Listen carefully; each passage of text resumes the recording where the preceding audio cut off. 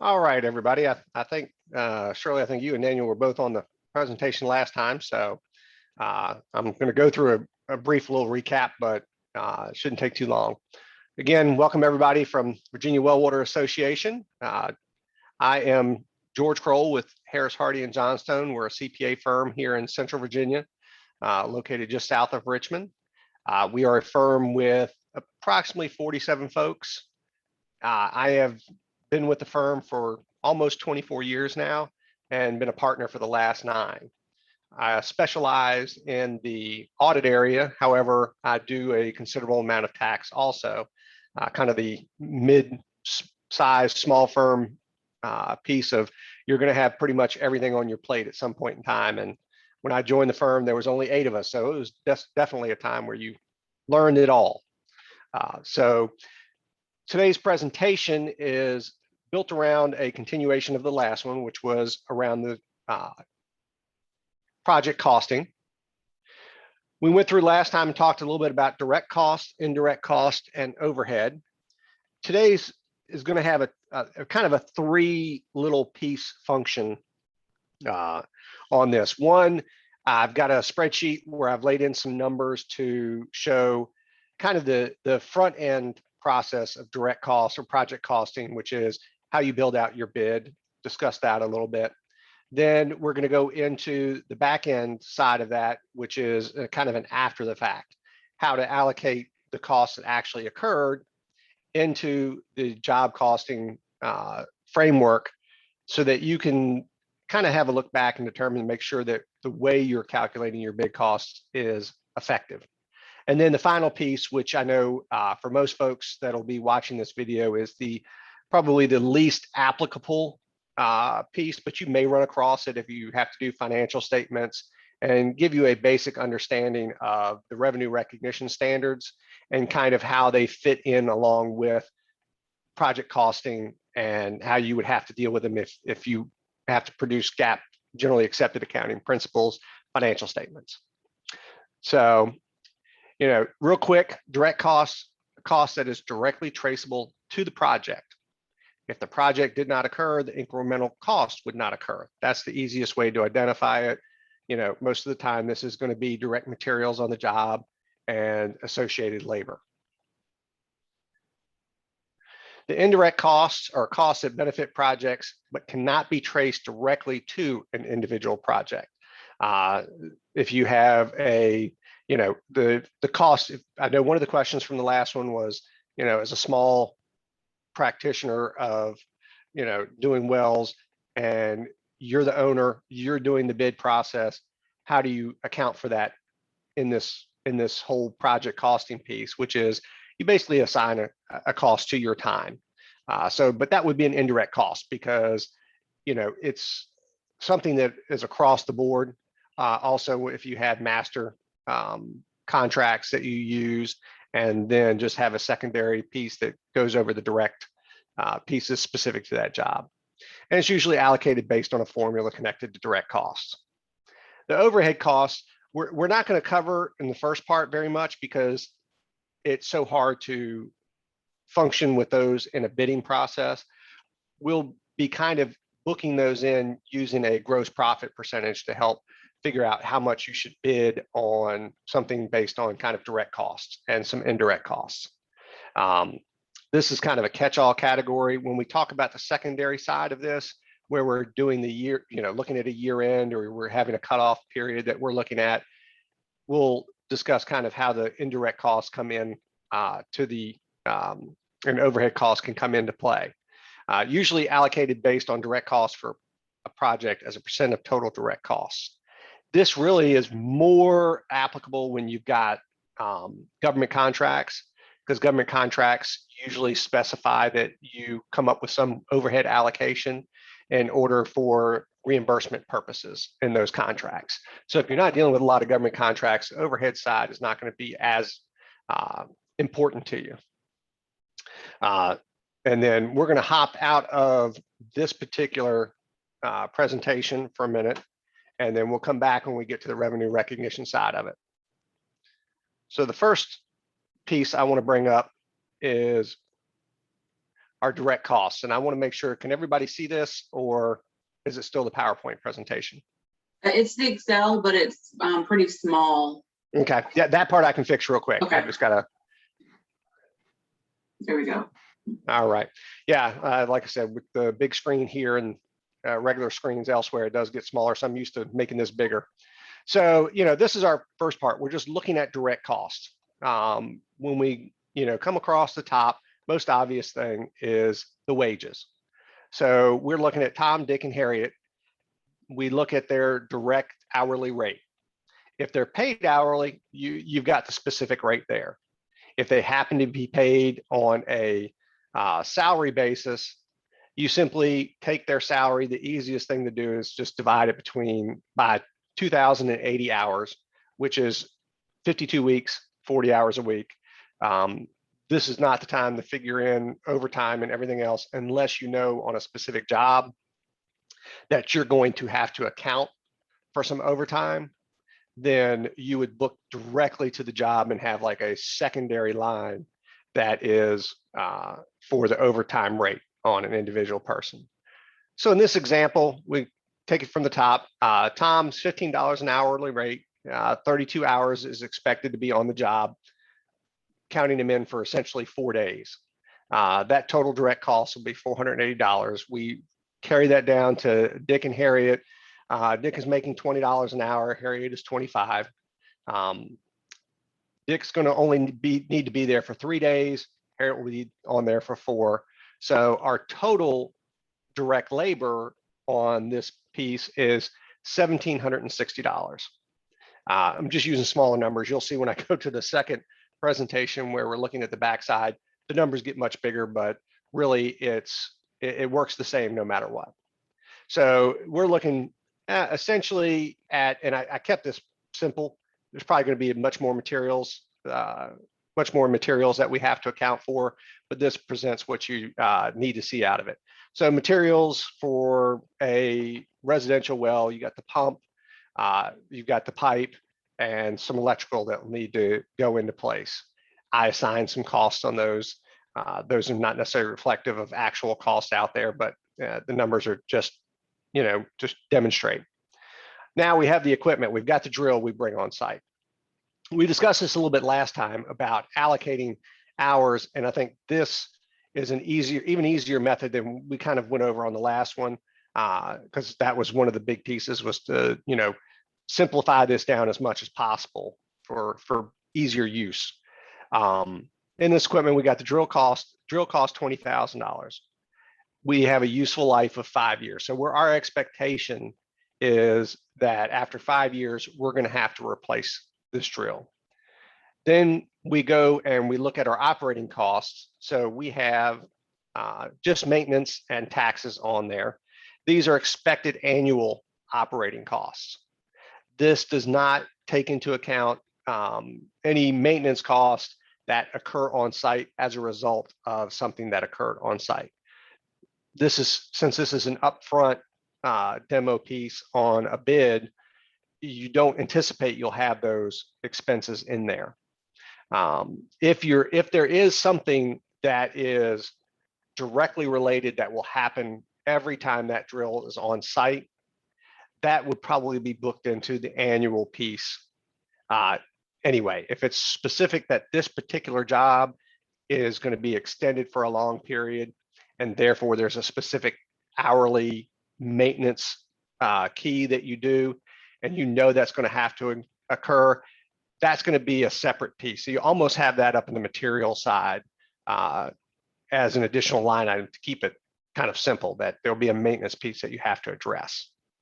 So we get down to the bottom, and we have an annual cost recovery for depreciation of $4,000. We show a total operating cost of $2,000. So our total annual cost for this piece of equipment is $6,000. Normally that drill, based on your experience, it's going to run about 1,000 hours a year. That for different pieces of equipment, that's going to be different, but we're looking for a kind of annual rate. So our average equipment rate is $6 per hour. we're expecting this piece of equipment to be on site and operating for 15 hours. So that gives us an expected equipment cost direct to this job of $90. So overall, we have a $3,600 direct cost for this particular job. Now, if you're renting equipment, I did not pull that into this particular demonstration. However, it would simply be rental cost per day, per half day, per hour, however it's going to be calculated, how long you'll need it on site. And then that's the number that will flow into here for your equipment costs. Now, after you look at your direct costs, the next thing that we're really going to want to cover is indirect costs. Now, indirect costs, I know we discussed there's a lot of areas of indirect costs that are not going to appear on this spreadsheet, simply because in the bid process, we are going, and you'll see this on the total tab when we get there, we're going to use a percentage gross profit piece to do the bid, because it's a much more direct way of doing it. If your gross profit percentage is an accurate number and you've done the calculations after the fact and gone back and made sure that that's accurate, then you don't have to go through and do all the effort on the bid process side to calculate all those numbers of what they might be and pull them all in, because it's going to be a lot more burdensome than it needs to be. So in this particular piece, the big area is looking at the burden rate itself. I chose 31% simply because as I was doing some research, that's the percentage they used. What you need to look at in relation to a burden rate is how much extra does an employee cost your company as far as benefits, payroll taxes, and any other items that fall basically under the employee benefits umbrella that you want to include under the burden rate. Normally, when I know that we're looking at labor, we're normally in the 1/3 additional cost associated with an employee above their gross wages. So here I use 31%. It may be if you don't cover health insurance, this burden rate may be lower. It may be that you guys, the company has a generous retirement plan for folks, and therefore it'll be a yes on that question, Shirley, on the spreadsheet for this. Yes, I'll be glad to send up the actual Excel spreadsheets.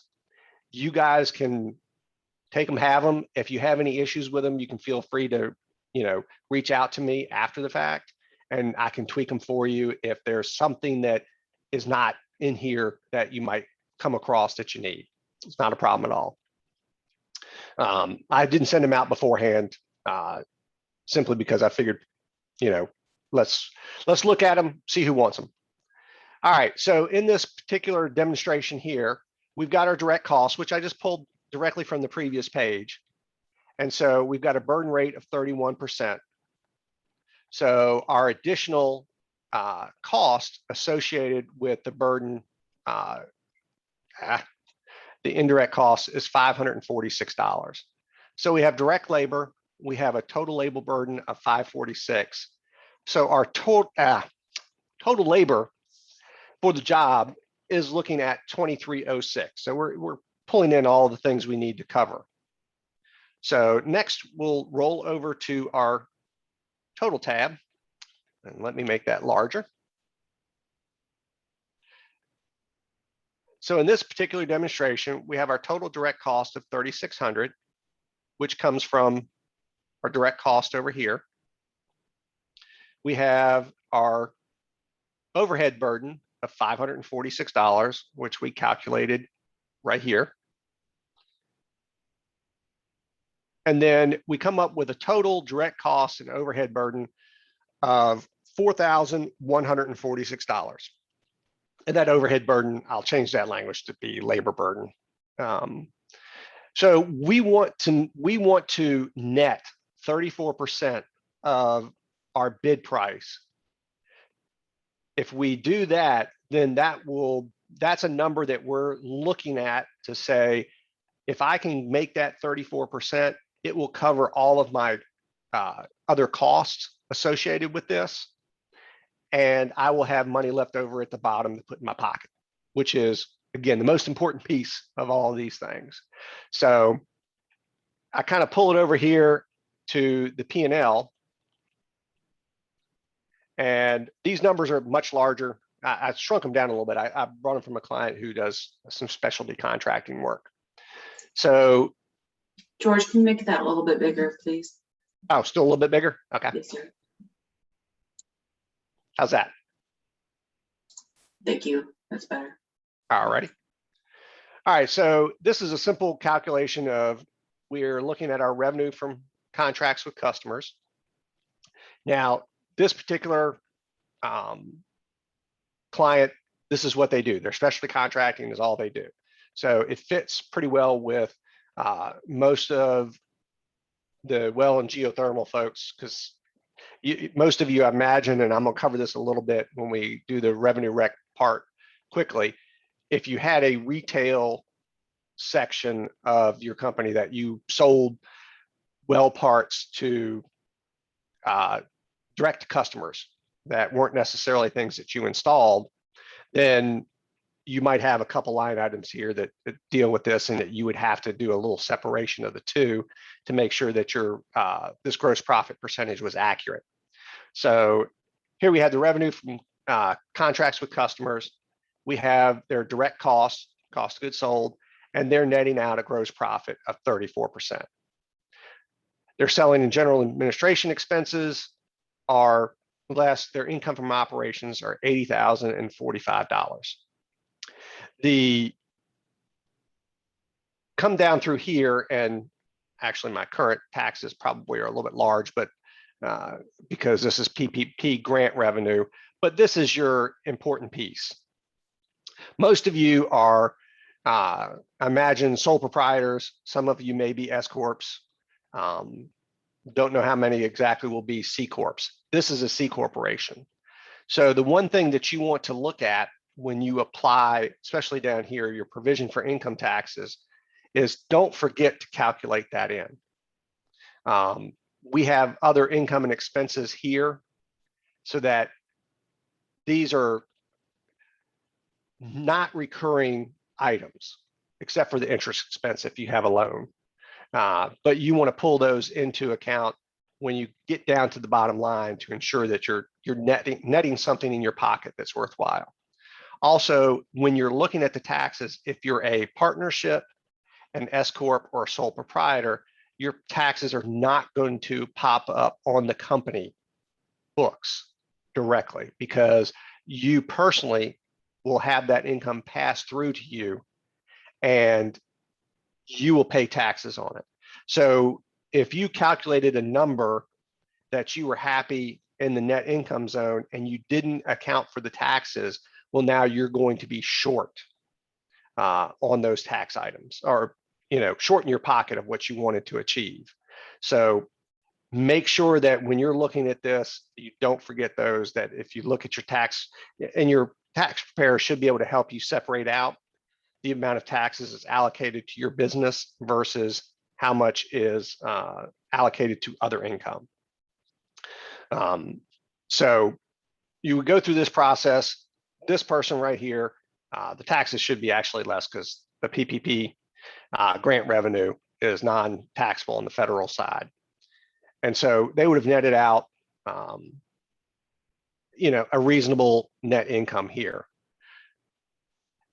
And really, for most of you, this is where it would stop, and then it would jump to this next. So if we look at this, let's go ahead and change this. So I did this for a corporate rate, so we'll just equal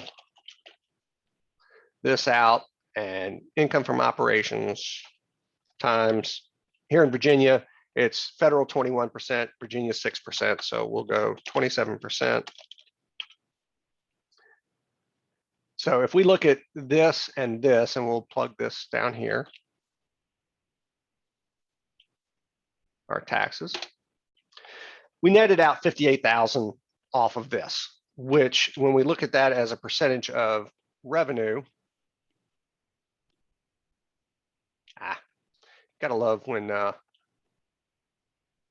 Excel does not want to work with you the way it should.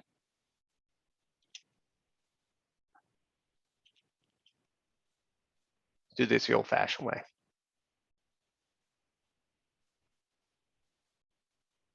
So you netted out 6%.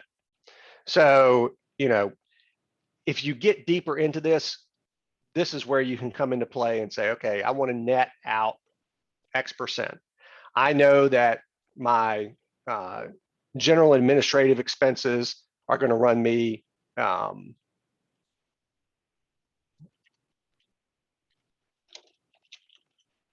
26% of my revenue on a regular basis. So that's going to net me out 8%. And then after I take into account taxes, it's going to bring me down to 6%. I'm happy with that particular outcome.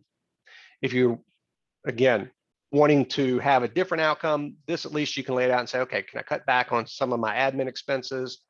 Do I need to increase my gross profit percentage? So these are all decision-making points that you can use to help get a better bid. So now I'm going to kick over into the second part of this, which will kind of come into the back end, but I want to take a little break. I don't know if there's any questions anybody has specifically on what we've covered so far.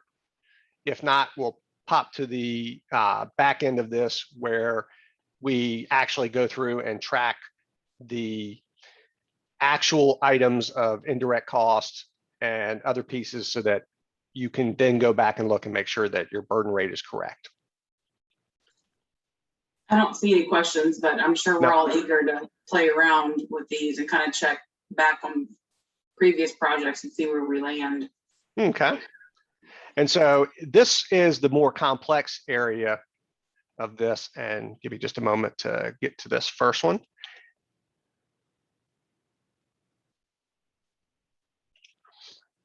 All right, so this is an actual jobs in progress spreadsheet that we use with one of our clients. So this allocates on a cost-to-cost basis. So we're essentially looking at the amount of cost that we expected to incur on an engagement, what we've incurred so far, and that tells us how much revenue. So this rolls through, and I'll go through each one of these tabs, but we'll start here at the top. Do you mind making it maybe one more size bigger? Good? Yes, sir. Thank you. All right. I'll focus on getting that to full screen on my screen, which will help a little bit. All right. We've got the contract amount stuff. You can ignore the red numbers are our work paper references. Went through and, you know, I'll kind of walk through one of these contracts on this page, and then we'll kind of roll backwards to kind of see what kind of numbers we use to kind of build this out. So we have the contract amount. We know what that is. That's what you bid on the job. This is the cost to date. This, if you can see up top, it's probably very tiny, but it pulls from the direct cost page or tab down at the bottom. And it's then carried estimate cost to complete. Now, this is something that you've got to determine as you go along. So, you know, most of your jobs are a few days. So this particular client, their projects can run anywhere from a few months to pretty much a year. Rarely do they have more than a year contract or engagement, but sometimes it does. But, you know, these are, if you're doing several day projects, and so you have 50 or 60 projects, your best bet is to go through and do a sampling. So pick 10 that you run through this process with, and, you know, to identify whether you're getting the right gross profit percentage. You can keep the spreadsheet and expand it out and do all your jobs through here. That's fine. That's just a, you know, kind of your call. But, you know, when you're looking at this, we'll discuss how to take that indirect piece and deal with a sampling of items that you would need to look at so that when we allocate the indirect costs, it doesn't skew this because it allocated a portion of 100% of those costs when it really shouldn't. So we got our estimated cost to complete. So we say that, this is how much we spent to date. Well, now we need to, we figure that we're going to need to spend another $154,000 on this job in order to get it to completion. So it comes to our total estimated cost, and this is simply B plus C. I've got the column headers up here that we can follow along. So that's our total estimated cost. Our estimated gross profit, which is simply the total estimated cost subtracted from the contract amount. So that actually I need to fix there. It got put up there backwards. We're actually going to want to do A minus D. So now we've got an estimated gross profit on this project of $122,984.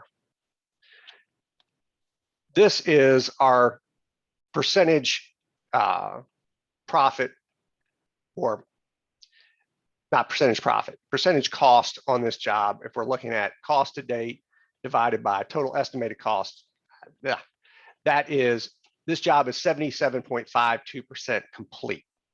So this is our percent complete column. Down here, we'll make a quick mention on this where jobs are less than 10%. Simply, that is a generally accepted accounting principle piece that if it's below 10% complete, you don't have to go through all the same rules as jobs that are more than 10% complete. So we go through here and we calculate these items. The spreadsheet is linked to the different pieces before I send it out, which I'll get it up to out to you guys probably tomorrow afternoon. I'm going to go through and verify all the links to make sure that I didn't shortchange this for presentation purposes and have something that didn't tie back and forth. I tried to make sure I did that in case I wanted to make changes and show it to you guys, but I'll verify that before it goes out. So now we've got our gross profit recognized. So essentially, we're taking our cost to date, which is column B. We're dividing it by total estimated costs, and we're multiplying that by the gross profit. So what this particular piece is referencing to is this is how much gross profit to date that we would recognize in the financials. So again, this is a lot of generally accepted accounting principles. However, the tax side of this goes the same way. And for a lot of you who are doing these jobs that you complete in 3 to 4 days, you're probably not worrying about this on your tax side simply because it's not something that affects your year end as much. If you're doing jobs that are larger and you're having a 2-month time span, month time span, and you're going into your tax return, it can be something that allows you to not have to recognize as much income or recognize as much income. It could push it into the year. Depends on how it works out as far as percent complete. Now, a lot of the tax returns probably are going to be done on what's called a completed contract method, which means that all the costs and revenue don't come into play until the job's complete. At that time, it becomes taxable based on actual amount paid versus actual costs. So, if you've got some questions on that, ask your tax preparer, ask me. I can explain the differences between the two, if that's something that you need to consider. So this is the cost plus recognized profit. So this is a number that we use to calculate exactly how much cost is in the project at this time, or how much we should have billed for at that point. And this is simply column B, cost to date, plus column G, our gross profit recognized.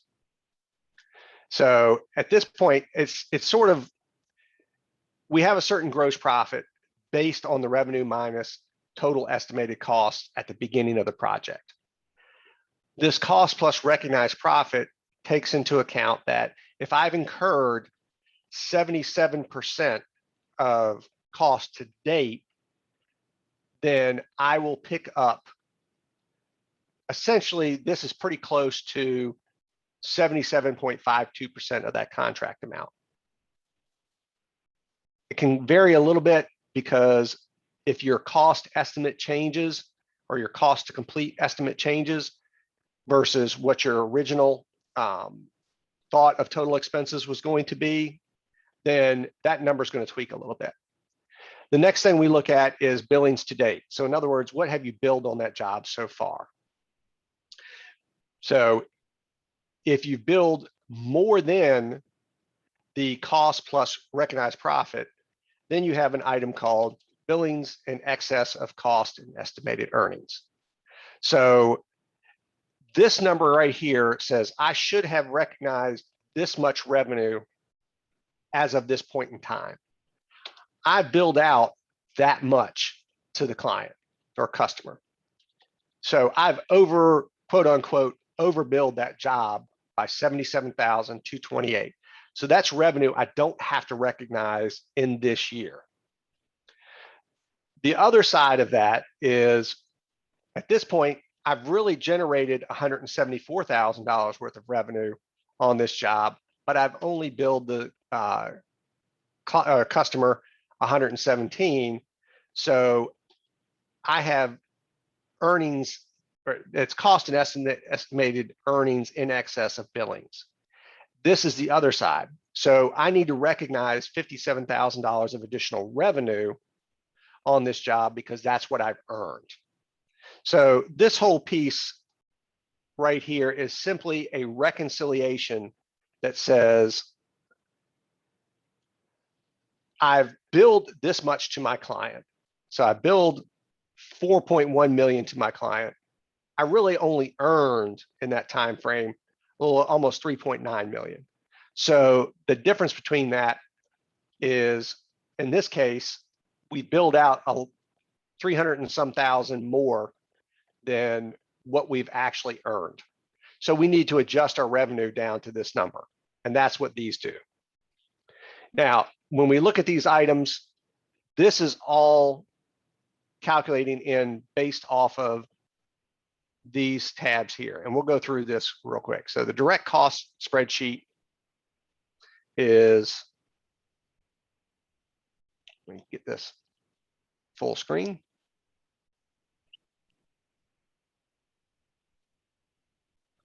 All right, oh, that's a little bit bigger than full screen.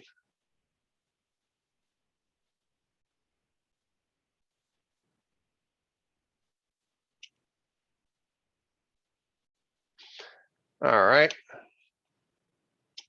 there we go. All right, so we've got our different contracts here. This is our total direct costs of that job. And this is really materials. That's the material section that I covered, and equipment cost. Our next section here is related to, these pieces are all related to payroll and payroll taxes. On this particular client, we pull the payroll taxes in separate from the other indirect costs. That's flexibility you have. In this one, you could end up pulling this information out and just having it under the indirect cost allocation. And we'll look at that tab in just a second to say how we pull that number in. So we go through all this, and then we come up with our total direct costs on this job. Then, because a lot of these jobs flop over year end, not because they're so long, but because if you have a 3 or 4 month job, a good portion of your jobs are not going to be complete at year end. So we look at what the direct costs were from the prior year to determine what our direct costs are for this year. This is, and I'll spruce this up. So N6, this is an allocation of 1. So what we're doing through here is saying, okay, and this comes into the indirect cost allocation. And this is why on the front end for your bid, it's easier to go with that profit percentage than go through and try to guesstimate all your indirect costs that you would need to allocate into a job. So we've got total direct costs here. This is essentially 6% of this total down here. So we're taking our indirect cost allocation and we're saying this job incurred 6% of our indirect costs for the year. And then we allocate out those from all the jobs that are open. And this is the specific part, open at the end of the year, or were open at the beginning of last year and completed in this year. So, if a job started and finished in a specific year, this schedule won't reflect that particular piece in there because we've already closed. All that can be handled directly on that job as you go through it. So this is a WIP schedule that is designed specifically for year end. It can be used and dealt with on a continuous basis. So all your jobs can be reflected in here. A little tweak to the spreadsheet, and essentially you're just recognizing the portion of indirect costs that need to go in there, and your total direct costs will be, complete for that project. And you don't need to worry about the billings in excess and the costs in excess on those jobs, simply because you're billed out exactly what you should have billed out. You're complete on that. So then we come here and we're looking at total job costs, which is this plus that. So we've allocated in our indirect costs so that we come up with a total job cost to date. And so we then take prior year indirect costs, and it's a calculation to pull those out. So in the end, we're actually add those in. So we got our total job costs, including prior years. So this is where we get all the way to the point of, let me see, which contract was that?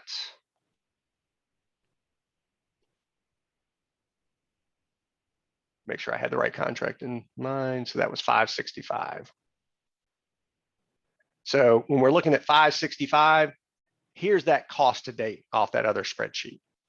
So, again, this particular spreadsheet is designed directly for handling the end of year pieces to get the revenue correctly recognized. This spreadsheet is more effective, that you can pile jobs in here and kind of get a better idea if your percentage is going correct. And I'll probably redesign this one a little bit for you guys to use on more of a continual basis, so that it will, at the end, will produce out a gross profit percentage on it and a net percentage on it. Because what you're going to find is, if you're keeping this spreadsheet live and you're updating it and adding jobs in, and you have the next sheet with the indirect costs, we are now going to, the indirect cost is going to shift a little bit on individual jobs, because you're adding a job through, and therefore you're splitting that indirect costs more between more jobs, which is a good thing, because if you only have 2 jobs during the year, that overhead burden, that 34%, is not going to be effective for your bottom line that you want to try to get to. You've got 10 jobs, well, then it's absorbing more of those indirect costs, and that 34% estimate becomes better. And then there's sort of a break-even point where all of a sudden you're like, okay, that 34% is really loving it for me, and I'm really covering over my indirect costs. And what you're going to find is that happy medium will hit, and it may be that when you look back, you can kind of know that I'm going to need to book in at least 20 jobs this year to make that percentage work. And it's just something that you build out over time. So if you're looking back, that's where you really get the idea of, have I gotten everything accomplished that I wanted to with the bid? and do I need to make any adjustments? So next we'll go to the Indirect Cost tab, and I will make this much bigger. All right, so here you're seeing the accounts that the client, and again, indirect costs are judgmental somewhat. You're basically going through and looking at the costs that would be incurred as a result of doing these jobs. However, each individual job is not really specifically affected, so, or doesn't affect these directly. So you've got workers' comp insurance, you've got health insurance is built into here. Now that on that first sheet, when I was doing the bid, the labor burden, that's already calculated into that number. So when I go through with this, Christina, I may have you, maybe one of your people on here shoot me their trial balance so that I can kind of modify it a little bit here to better reflect, what you're seeing. Or if you guys have like a template trial balance that you provide to your members, something of that nature, and I can tweak this out and make it better. So we go through and we've got our different insurance policies, copying fees, plan shipping charges, the vehicles that have to go out on the site. So we get down to the bottom. Total is $347,363. Now we have determined that, based on everything we're seeing, 50% of those costs need to be allocated to the job. So we go through and just do the calculation, and it comes down to $173,681.50. So those are amounts to be allocated to the job. And I'll show you the percent tab because there's a little calculation that does a second piece of how much that needs to be carried to the direct cost tab. So we're going to go ahead and head there now. So we hit the percentage calculation.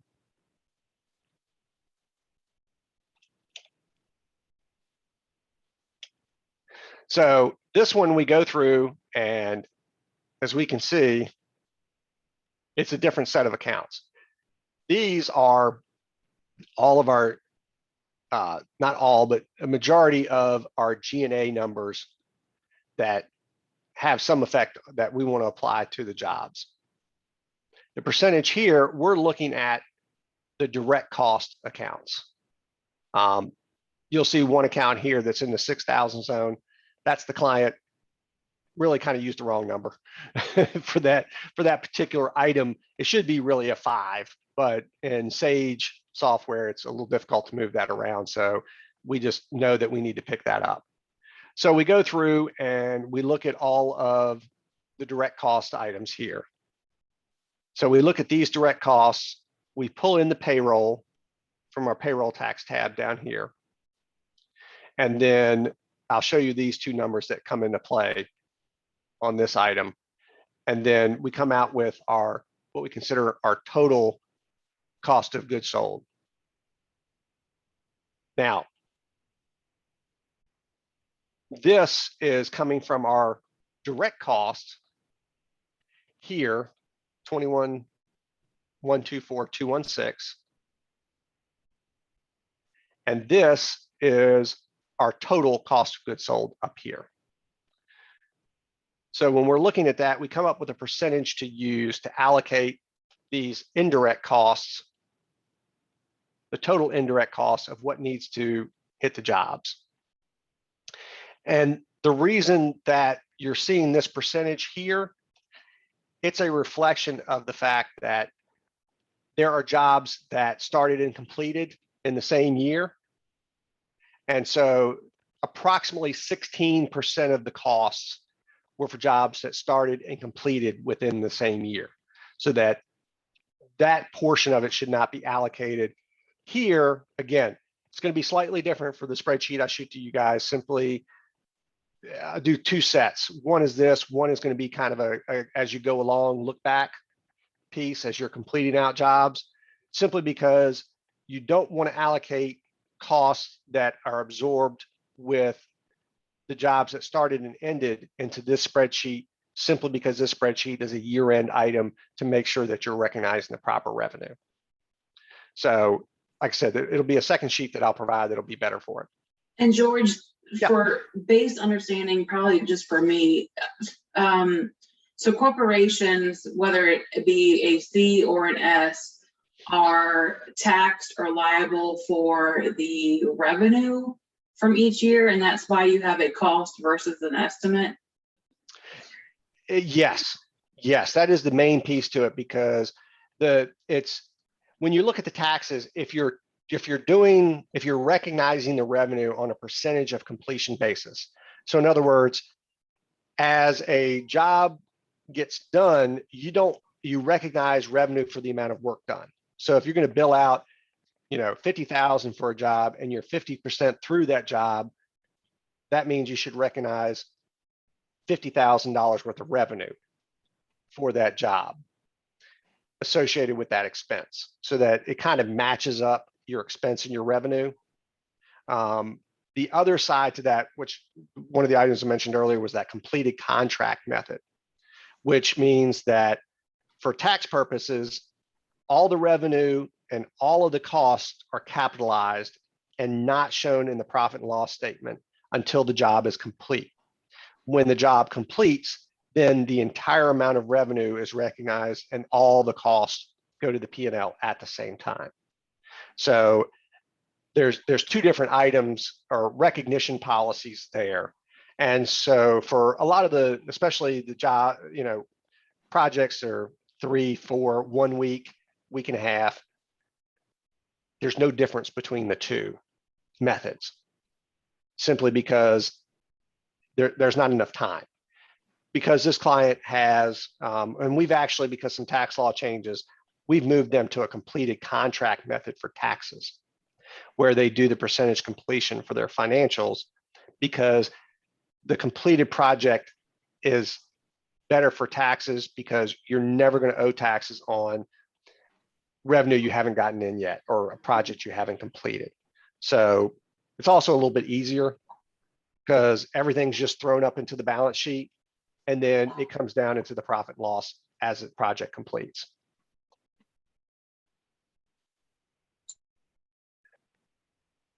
Okay, I've got a quick question from Lisa. Let's make sure I've got this one correct. So it says, so service calls where a company gets a deposit for a job that they have not completed for the year, the deposit in the old year or new year, not completed. Okay, we'll look at that. Say you're going to do the percentage completion. So you've billed a deposit to the client, and we'll go back to that 100,000, 50,000. So and we're going to say that they went ahead and paid you the whole 100,000 up front as deposit, just to keep the numbers simple. If we're doing the percentage of completion and you've completed 50% of that job, you're going to recognize 50,000 of that revenue.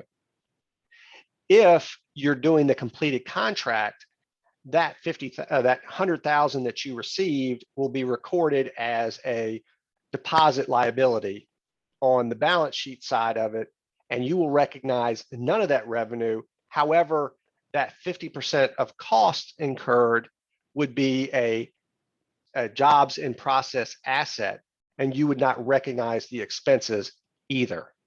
And so if you completed that job in the first part of the next year, then, and we'll say that it was a $75,000 cost job. And so you would then recognize in that new year 100,000 of revenue and $75,000 of cost. And if we roll back real quick, that 50,000 of revenue that we would have recognized in the old year would have been associated with $37,500 worth of costs that you would have gotten to claim in that old year.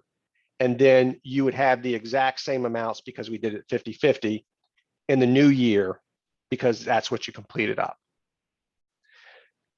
Did that explain it well, Lisa? All right, perfect. I want to make sure I explained that well. Every once in a while, my partners remind me that I can get a little too deep in the weeds.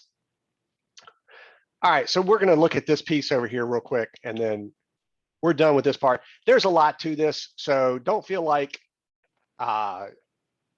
you're feeling like, okay, did I absorb all this? If you absorb all this in this one 45-minute to an hour session, you're a very impressive person, because if you weren't familiar with it before, because there's a lot of moving parts that you kind of got to play around with, and then they start to make sense.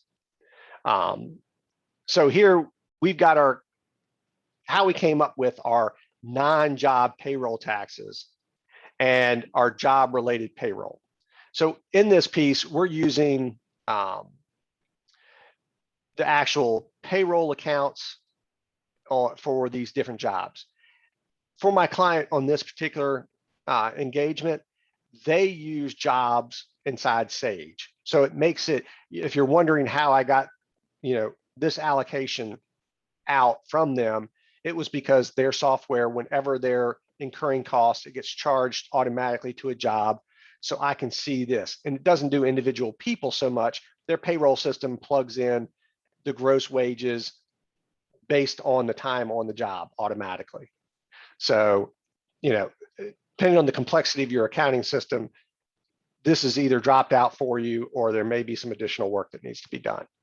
So we go through and we look at, these are all of our, and this is merely addressing year-end projects that were open as of the end of year-end. But it's the same concept that you could play this out for all jobs and for all allocations and still come up with the same information at the end. It's just for a different purpose. So we've got our different payroll costs here. Then we've got our payroll taxes. Again, their payroll system allocated this for them. And so I ran reports based on their jobs, and I was able to then plug these numbers in based on that.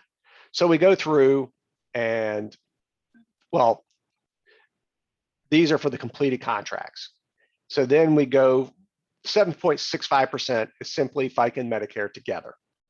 So we go through, and all these beige numbers are calculated numbers. If it's a white, it's a keyed in number. So that's the color coding on this particular spreadsheet. We go through, we calculate up the payroll taxes, and then we come down here and we have total payroll, job-related payroll, and then we have the payroll taxes associated with those jobs. This is simply line 16 plus line 33. We come down here, and that's the $23,000 of taxes that are associated with jobs. This one is, and we have to scroll up a little bit, sorry. This is our total payroll taxes for the year. So we say, okay, we had this much in total payroll taxes. This is the payroll taxes we had wrapped up in jobs that were open as of year end and jobs that were open last year that were completed in this year. So our non-job payroll taxes, which are related to either jobs started and finished or admin, 71,000. We pull that over to this item, and that non-payroll tax gets pulled out of here, and then our salaries are pulled into this number to come up with our total of what we call direct costs to the or overall cost of goods sold. And then again, our DJC for contract jobs reflects that piece of jobs that were open at the beginning, completed during the year, or started during the, or just didn't wrap up by the year end. It could be that they cover both years, normally not. And then we just come up with a percentage that says, based on that, 84% of our direct costs are related to these jobs that we want to track for year end. And so therefore we pull it over. If you were looking at this and really tracking all jobs through, some of these calculations we would pull out, because if you're tracking all these costs for the year, regardless of whether the job fell with an open at the beginning, completed during the year, or open at year end, then that number is going to be 100%. You don't need to pull these other numbers out, because you're going to want to apply 100% of that number in for 100% of the jobs. And then, so therefore, I showed you how to do we did the payroll taxes here. So if we got any questions on this, I'm sure we would have quite a few, but I'm happy to answer anything that you guys have right now. Is there a percentage based on that previous slide that is a goal or that indicates whether it's a healthy percentage or not? That 84%? No, this is not a, this just means that of all the jobs that had work on them in the year, 84% of those jobs were either open at the beginning of the year and we finished them, or we didn't finish them as of year end, regardless of their start. So in other words, there was only 16% of jobs that started in this year and completed in this year. So that's more a reflection of how long their jobs are versus any other indicator. So, you know, when we use this example of, you know, jobs take a week or less, what you would expect to see here is pretty much 100%, because very few jobs are going to have been open at the beginning of the year and finished and would be open at the end of the year. So that's just a reflection of exactly how many jobs. The opposite side of that is a reflection of about how much of your costs are associated with jobs that started and finished within a given year. And that's why I say that if you're really tracking all the jobs, that number should just come out to 100%. It's not even necessary to, you know, do this bottom calculation to figure out how much carries to the other spreadsheet.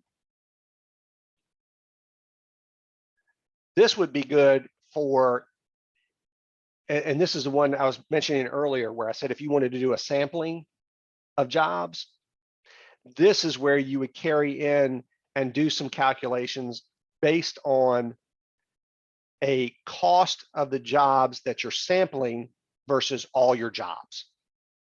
So say if you pulled 10% of your jobs that you wanted to test and walk through and make sure you were making the proper gross profit margin on them, this number right here should end up being 10% of that.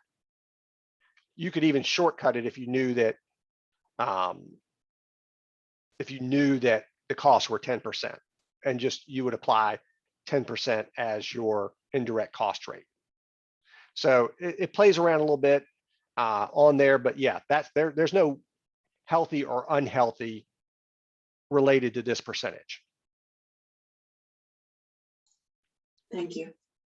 Okie doke. All right, we're going to flop back into the PowerPoint presentation real quick. And this part, let me roll through to this part. Everybody can take their nap during this part. It is a subject area that is a monster. But your presenter view. Oh, why does it do that? Thank you. Welcome. Swap. All right. Revenue recognition can get to be a complex area that if you're having to produce GAAP financials, you're going to have to deal with this. The good news side to that is if you're doing that percentage of completion calculation, for most everybody, this revenue recognition part is done exactly in what I showed you. All my clients that have to do percentage of completion, their revenue recognition matches that. So what they were doing before and what they have to do for this is really no different, because most of their items are wrapped up all within a particular piece. And as I go through this, you'll see. So revenue recognition, there's 5 steps to figuring this out. 1 is identifying the contract with a customer. 2 is identifying the performance obligation in that contract, which is your bid, what your client wants you to do. It can be verbal, it can be written. There's no rule to say that everything has to be written. You've got to determine the transaction price. You've got to allocate that transaction price to the performance obligations in the contract. And that's an area I'm going to stick with for a second after when I get to it, because there's a complication there that you don't have to worry about. And I'll explain why. And then the fifth step is recognizing the revenue when or as the entity satisfies a performance obligation. Performance obligation, there's no magic to it. It's just what you're going to do for that customer. So, that's just the word that the regulations and codification uses. So when we get to this part, identifying the contract with a customer, it has to be approved and committed to by both parties. Again, does not have to be written. It has to identify, the rights, the payment terms. It has to have commercial substance. So in other words, if you complete the job and the customer doesn't have to pay you, that's not a contract. So that's not going to be the case here. For you guys, you're getting a job, you're going to get it done, you're going to get paid, or you have the full expectation to get paid. That's the key. And that's that last piece. Probable entity will collect the consideration. A lot of this has to do with, say something happened and you had to do a contract with a customer, and for some reason you were having to come back in and do something for nothing. That would not come under these rules, because the expectation is there would be zero consideration on it. Identifying the performance obligation, it's capable of being distinct within the context of the contract. Now, what I'm going to explain right now is the fact that your contracts have usually 2 to actually 3 performance obligations in them, and sometimes it can be more. But when I get to step 4, it'll kind of make it easier. You have your labor in the job, which is a performance obligation, the installation, the drilling of the well. You have your materials, which is a distinct performance obligation of that contract, that those could be sold separately from your installation service. And then finally, the use of the drill in that contract would be considered another performance obligation. Again, from the standpoint of, from a generic look, you could sell the use of that drill separate from the materials and separate from the labor. I understand you'd never do it that way, but that's where the theory of it comes in, and then we'll see the practice in a couple slides. And then determining the transaction price. This is complex because there can be variable consideration. So if you offer discounts on a regular basis for X, Y, and Z, then that needs to be taken into account when you're determining the transaction price.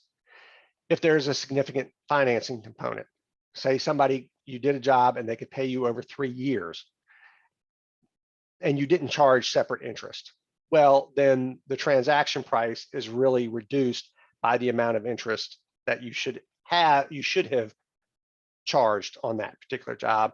Is there any non-cash consideration? In other words, are you doing any quid pro quo with somebody trading off something for something else? And any consideration payable to the customer. This kind of is, if you normally have a lot of referral business that you give a discount to the current customer if they can refer. If that's happening a lot, then you have to build that into the transaction price. Again, a lot of complexity that for 99% of everything you do is going to be irrelevant. The transaction price is what the person is going to pay to get the job done. And then allocating the transaction price to performance obligations. This is a complex area that they came out and fixed with some guidance. It says, is there a single or multiple performance obligations? Must allocate to each performance obligation, and change orders. Because when a client contracts with you to drill a well, all of those separate performance obligations are considered part of that contract, and they're not separable in that particular contract with the customer. The customer wants all those together. Basically, the contract is a well. It is not 3 different pieces where, okay, part of it is drilling, part of it is putting the pieces in, part of it is providing the people to do it. It's all one piece. So that means you have really one performance obligation. So the transaction price equals one performance obligation. If you do common significant change orders all the time on engagements, you might have to deal with those as part of the transaction price. You guys probably don't have to do that on a regular basis. And then recognizing revenue when entity satisfies a performance obligation. Point in time, over time, and when a client has right to the property. Main piece here is your labors are really a point in time, an overtime piece. And I know I'm running out of time here, so I'm gonna wrap up real quick. Your equipment is a point in time because you sell it, it's done. And then your equipment is overtime. In the end, what you're going to look at is you've got the percentage of completion. It's all wrapped up into one contract. It's really overtime, and that's how this would apply. This is something I gave a 3-hour course on to my staff way back. So, this is where I wrap up, because it's a complex area, and really a CPA or a tax person, accountant needs to help with this and calculate it through. But the good news is your percentage of completion, if you're having to do that calculation, you're actually satisfying all these. All right, and that wraps everything up for me. And so I don't know if we have any other questions, but I will work on getting these out. It may take me to Monday. I want to tweak out these spreadsheets a little bit more for you guys. That sounds great. Thank you, George. Appreciate it. All righty, and sorry I kept you a little late, but this was a little bit more big. Absolutely. No, good timing. Appreciate it. Well, thank you, George. We'll be in touch soon, and thank you for everyone for joining us. Let us know as we move forward if you need any information from George. I'll make sure to relay that to him and get that information to you. And also his contact information. It should be online, but if you would like it through email, just let me know and I'll send that over to you. All right. Thank you, George. All righty. Thank you so much.